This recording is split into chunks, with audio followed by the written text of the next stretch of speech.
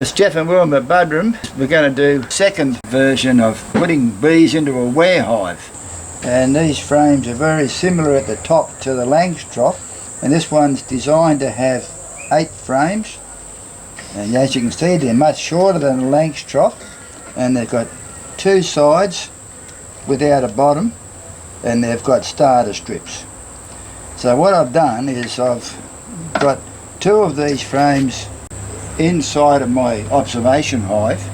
We're going to take those frames and put them in here and let the bees come into here, and we'll have to set up another colony in our observation hives. So I'll give these a bit of smoke. So I was at these yesterday and disturbed them a bit, and I put a plastic frame in the middle that had a bit of wax on it. As you can see, there's plenty of small hive beetle all hiding under the lid. I'm not sure what happened because the bees are discarding a lot of dead brood.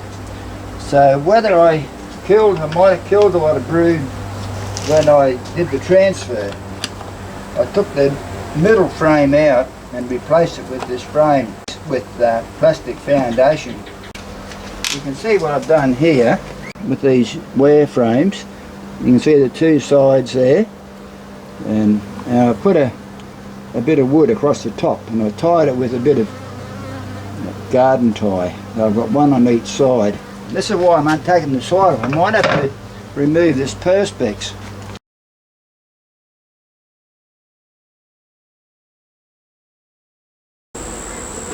Now, so I'm not sure where they took the brood from. I must have wrecked a bit of brood.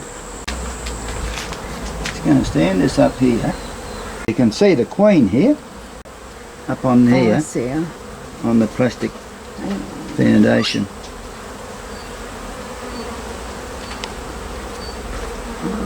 She's a nice looking queen. Nice looking queen. Look, they just don't like plastic. What's the other side? Nothing. Nothing. They haven't done a thing on it. It's amazing. If that was wax, they would have been working on it by now. Boy. And the bloke assured me, this is a customer that wants me to get some bees for him. He assured me that it had a good covering of wax on. I haven't done a thing. But anyway, it's only been 24 hours, maybe I need a bit more time. And I'll just put this over here. And the idea now is to remove this garden tie. Just going to put this over here. And that goes there. Untie this other one. This here should just come straight off. Very good. I'll just slice this stuff here off.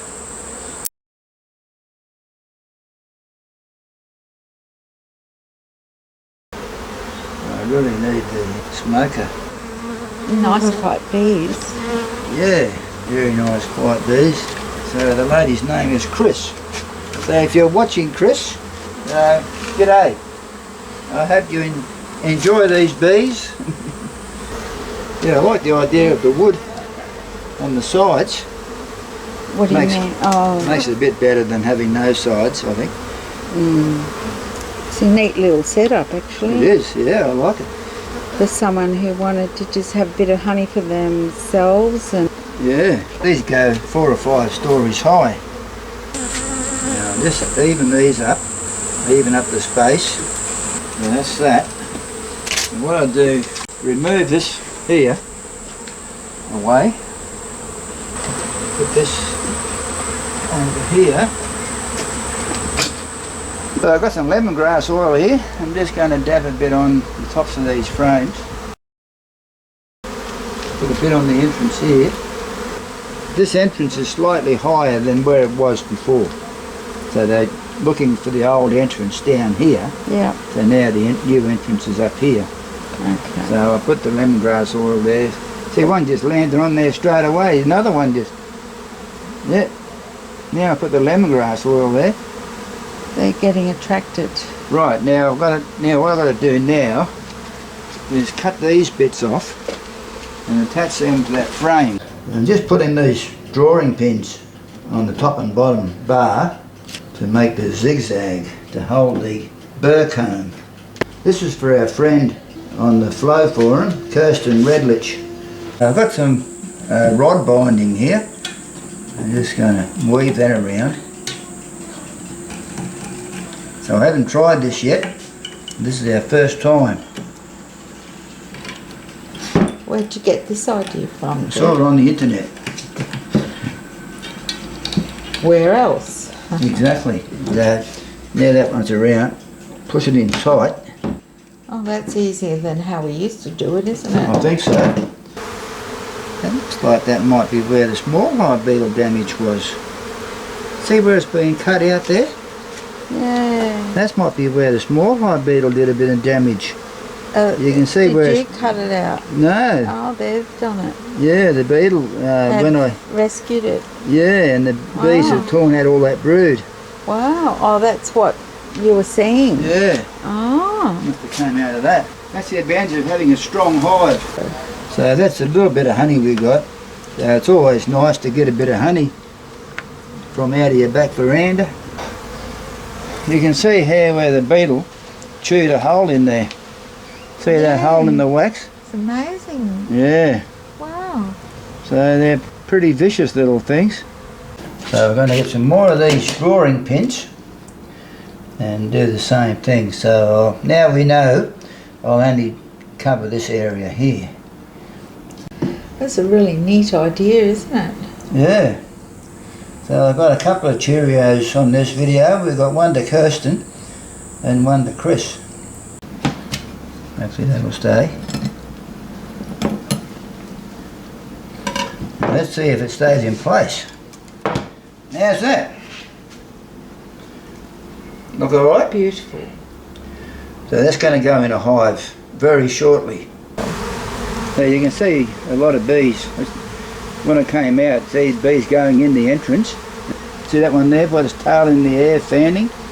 So with this hive here, I'm just going to rest it on this super here, and then the bees will go back to where the hive is. There's no need to shake any bees. It's about 3 hours later, and have a look here. The bees have left the old hive over here you left. There's no bees on that, and they're all inside the hive here. Now I've got to supply a makeshift lid for that, so for when they get it home, and they're going to put a quilt under this. And so what I've got is a bit of tin.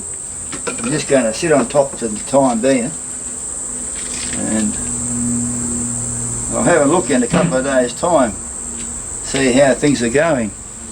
Do you want to put a brick or something on there, Jeff? Or? Put a brick on there in case we get a big wind. Right, yeah. Thanks for watching. We'll catch you later. Bye. Bye.